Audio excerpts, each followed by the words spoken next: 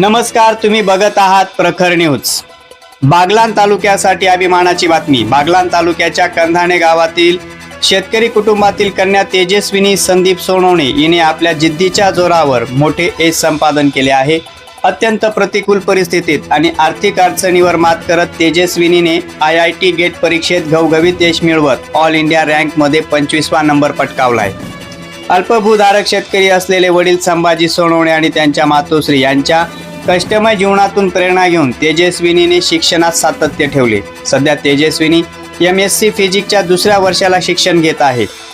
तिच्या या यशामुळे कंधाणे गावासह परिसरातून तिचे विशेष कौतुक होत असून ती आता इतर विद्यार्थ्यांसाठी प्रेरणा ठरली आहे। प्रखर न्यूज साठी संपादक शशिकांत बिरारी।